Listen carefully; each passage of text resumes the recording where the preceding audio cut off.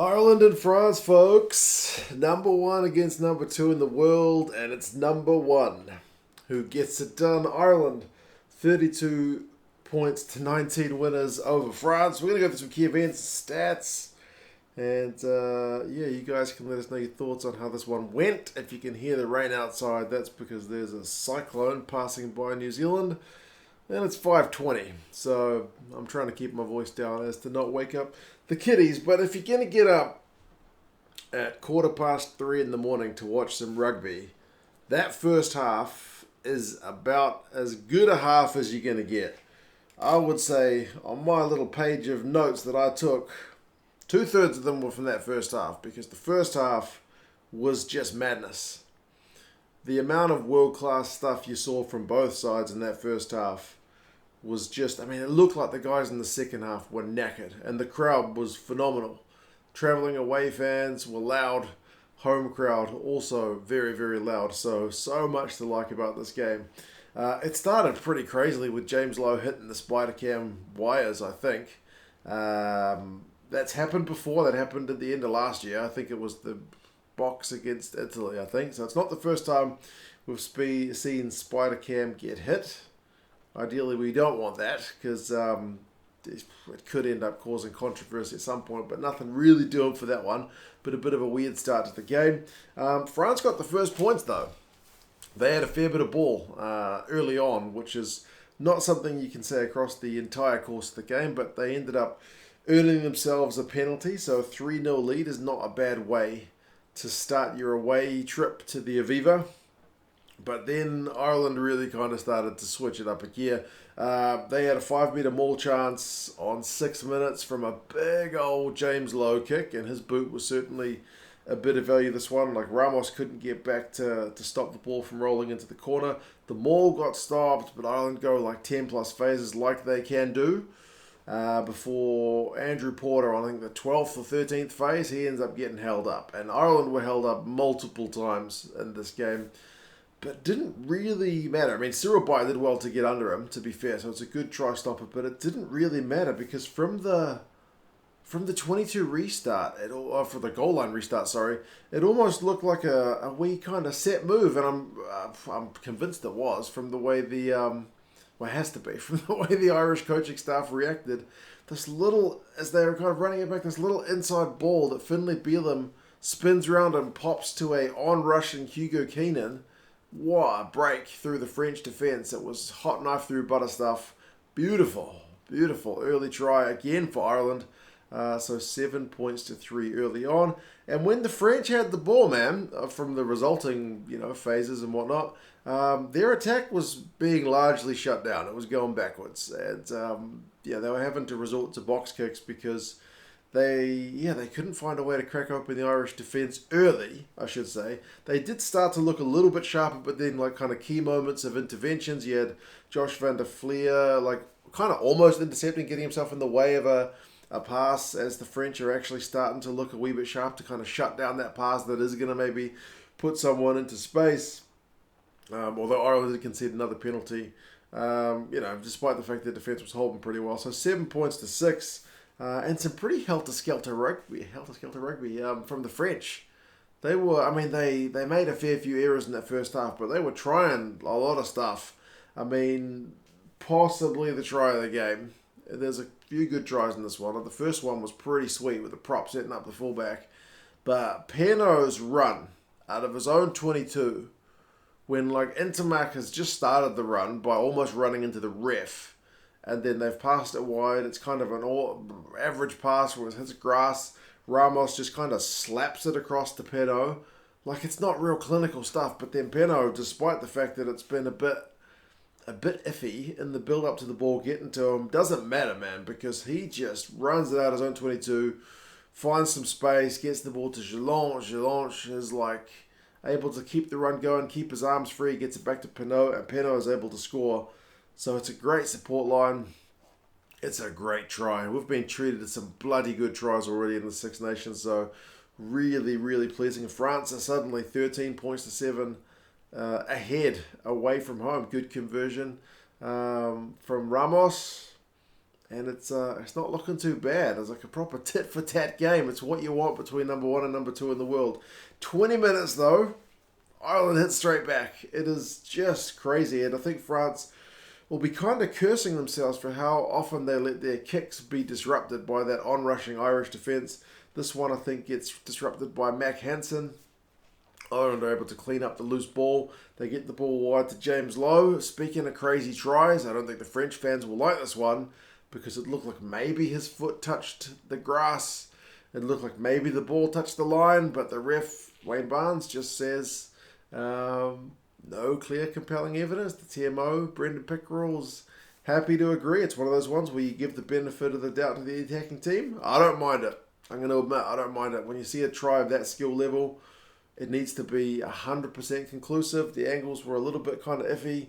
First look, it did look like his foot touched a blade of grass, but yeah, either way, it's a misconversion, but it's still a try. So, 12 points to 13, really game on. You got Tadhg Byrne winning a turnover from Ramos, basically from the restart. Good chance to get some continued Irish momentum, but they lose a line out. So, a little bit of a disappointing one because they'd won the penalty through Byrne, get themselves some free position up the field, but kind of unable to continue that momentum from the try they just scored. But then Joshua Flier wins a turnover after some French loose ball when Dupont's been making some broken tackles, and then Rob Herring gets absolutely smashed into by Antonio. It's a huge hit, man, and the ref initially says, Wayne Barnes says, it's a good hit. But the TMO continues to look at it. I mean, that leads to a Johnny Sexton line break. And how many meters did Johnny Sexton get in this game? He was rolling back the clock. I literally did not know his body could still move that fast. He tends to not, have like real wheels about him, but he was moving. They did go back to look at the hit from Antonio on Herring, and it doesn't look good. Honestly, it's not a great one. This is one where if you thought as a French fan that you were maybe a bit unlucky because the benefit of the doubt went to James Lowe for the try score, I think the benefit of the doubt goes to Antonio for the tackle, saying that, there's some arm in it and then some head in it. And then what does the Wayne Barnes say? Not a high degree of danger. It's bloody close. It doesn't get much closer to a red than that one, so it's just a yellow. I think he's a wee bit of a lucky boy. But, I mean, if you can go benefit of the doubt to a team not getting a red card, I suppose that's preferable when it's a match of this magnitude. I don't mean to get into that whole can of worms, but you know what I mean. The fact that it's a yellow means the game is still more of an even contest. From the yellow card, it's an Irish scrum. It's Irish phases, and it's Andrew Porter going over from close range. So 19 points to 13, Ireland back in front at home. They're not going to relinquish that lead again. Sexton, though, getting another line break after some more kind of scrappy play from the French, like Dupont passing it to nobody. The Irish do a neck roll to kind of give the French a free exit, but it's not that characteristically clinical from the French. They're a bit just a bit loose, That being said, man, like they do get a long shot at goal during the yellow card, which Thomas Ramos absolutely nails, which is pleasing because not only does it get 3 points during the time when you got a man down, but it kills a good minute from the clock, and that was after Ireland had conceded a couple of penalties in a row. So 19 points to 16 is still proper game on. The card finishes 7-3, so that's kind of a win for France in that regard. But then, man, they turn over the ball. Ireland go into the corner. Somehow, Antoine Dupont, speaking of like world-class stuff, somehow Dupont is able to stop Mack Hansen from being able to score a try. It's like Dupont can defy gravity. I don't know how he does it, man. He's a muscly dude. But, I mean, Fickou gets credit for the initial stop for the Irish guys going into the corner, but Dupont's tackle is world-class, man. You don't see that kind of thing. He's just going down, and then he's like, nope. Yeah, really, really weird stuff, man. More turnover ball from France. When they got a line out, pretty much from the resulting line out, they chucked the ball to Gelange when he's not ready for it. So he ended up knocking it on. It's an Irish 5-metre scrum. They go through phases again. They ended up getting a penalty. which Johnny Sexton slots. So it's 22-16 at halftime, which is far from being game over. It's a real game-on situation. Ireland have had slightly more ball, but a lot more territory in that first half. It's 68-32. Run meters, though, 364-302, not too lopsided. Turnovers conceded, 10 by France, 5 by Ireland. 10 in one half is a lot, but their defence is at 94% tackles, whereas the Irish are at 79, which is uncharacteristically low. Second half is a lot more tentative. I mean, Dumortier tries to get a break free on the counter. He goes pretty close. Tadhg Byrne goes off injured. Ramos has a penalty attempt, which goes short, so maybe kind of slightly more negative moments, I guess, than the positivity we've seen. I'm not saying it's bad.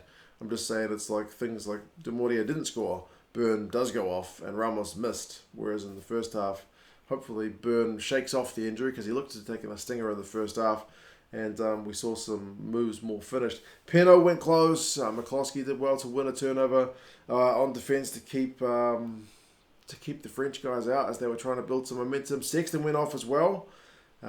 Keenan maybe a bit lucky not to get pinged for taking out Dumortier, but then Dumortier did get pinged for taking out Conor Murray in the air. So the French away fans, they didn't like that. They were baying for Wayne Barnes' blood at that point. But I mean, both teams were honestly just looking knackered because the first half, I think, was just too intense.